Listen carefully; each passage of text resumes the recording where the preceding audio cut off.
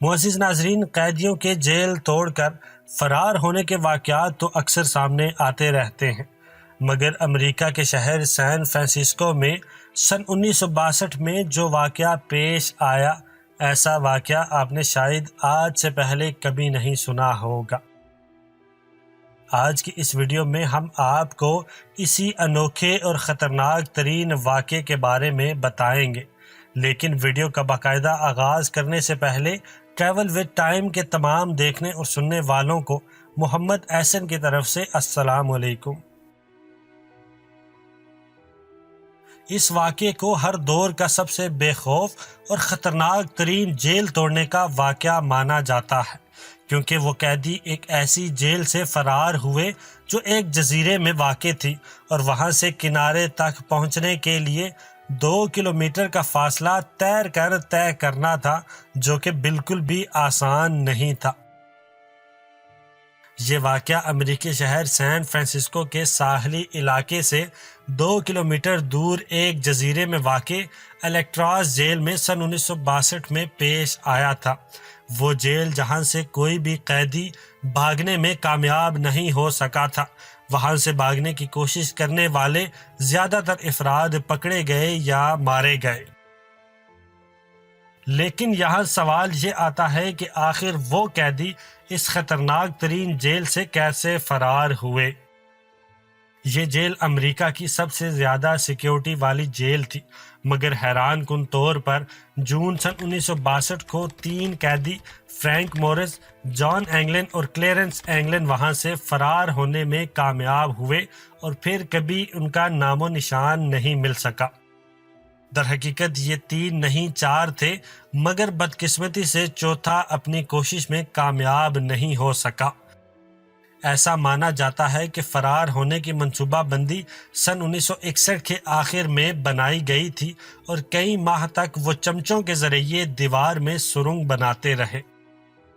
فرار ہونے کی رات بس ایک بات غلط ہوئی، اور وہ یہ کہ ان کے چوتھے ساتھی کے کمرے کا وینٹ بھرپور کوشش کے باوجود بھی نہ کھل سکا، اور بدقسمتی سے اسے اپنا ارادہ منسوخ کرنا پڑا۔ اسی قیدی سے تفتیش کاروں کو فرار ہونے کی متعدد تفصیلات حاصل ہوئی۔ دراصل انہوں نے چمچوں کی دار کو جیل کی دیواروں پر استعمال کر کے اس میں جگہ بنائی، اور 12 فٹ کی 2 خاردار تاروں والی دیواروں کو پھلانگا اور شمال مشرقی کنارے والے حصے میں پہنچے۔ وہاں انہوں نے 50 رین کوٹ کے مجموعے سے بنے رافٹ کو پھلایا، اور رات 10 بجے گہری دھند میں پانی میں چلے گئے۔ اس کے بعد وہ کبھی کسی کو نظر نہیں آئے۔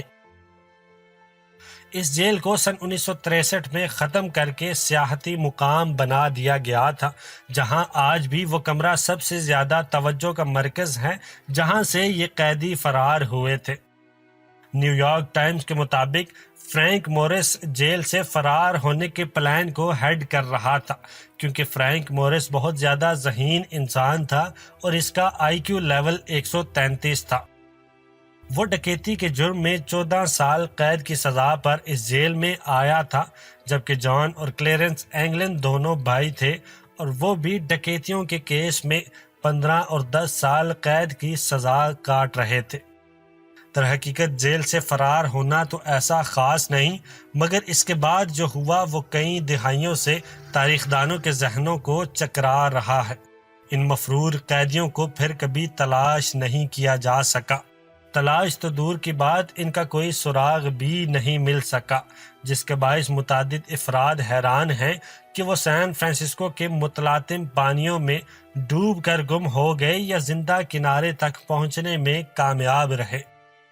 لگ بھگ 6 دہائیوں تک امریکی تفتیش کاروں نے ان خوش قسمت یا بد قسمت قیدیوں کے فرار ہونے کے معاملے پر خاموشی اختیار کیے رکھی، یہاں تک کہ FBI نے سن 1979 میں اس کیس کو اس نتیجے کے ساتھ بند کیا کہ یہ قیدی پانی سے بچنے میں کامیاب نہیں ہو سکے تھے۔ مگر US مارشل سروس نے تاحال ان مفرور قیدیوں کو مطلوبہ افراد کی فہرست میں شامل کر رکھا ہے۔ ان کے حوالے سے نئے واقعاتی شواہد بھی سامنے آتے رہے ہیں۔ جیل سے فرار ہونے کے اگلے دن جب ان کی تلاش شروع ہوئی تو رین کوٹ رافٹ کے باقیات اور پیڈلز کو اینجل آئی لینڈ میں دریافت کیا گیا، جو الیکٹراز کے شمال میں 2 میل دور تھا، جبکہ ایک پلاسٹک بیگ کو بھی دریافت کیا گیا جس میں اینگلن برادران کا ذاتی سامان تھا، جس کے بعد حکام کا ماننا تھا کہ وہ تینوں ڈوب گئے ہیں۔ اسی طرح حکام کے مطابق اس رات اس جگہ سے قریب کوئی ڈکیتی یا گاڑی چھیننے کا واقعہ بھی پیش نہیں آیا تھا، لیکن اس کے بعد سن 2018 میں C B S San Francisco ایک ایسے خط کو شائع کیا جو مبینہ طور پر جان اینگلن نے سن 2013 میں تحریر کیا تھا۔ اس خط میں لکھا تھا کہ میرا نام جان اینگلن ہے، میں جیل سے جون سن 1962 کو اپنے بھائی کلیرنس اور جان مورس کے ساتھ فرار ہوا تھا۔ میں اب 83 سال کا ہوں اور کینسر کا شکار ہوں۔ اس رات ہم سب بمشکل بچنے میں کامیاب ہو گئے تھے۔ یہ خط سن 2013 میں سان فرانسسکو پولیس کو بھیجا گیا تھا، مگر اسے تحقیقات کے لیے خفیہ رکھا گیا تھا۔ ایف بی آئی کی لیبارٹری میں اس پر انگلیوں کے نشانات اور ڈی این اے کا تجربہ کیا گیا اور لکھائی کا موازنہ بھی کیا گیا، مگر کوئی حتمی نتیجہ سامنے نہیں آیا۔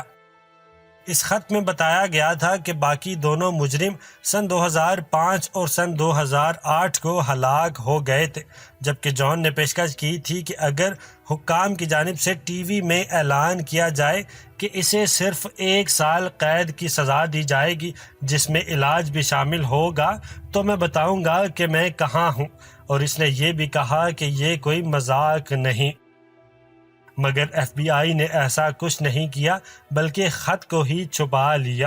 سن 2015 میں ہسٹری چینل نے دونوں بھائیوں کی ایک مبینہ تصویر جاری کی تھی جو ان کے فرار ہونے کے 13 سال بعد برازیل میں لی گئی تھی۔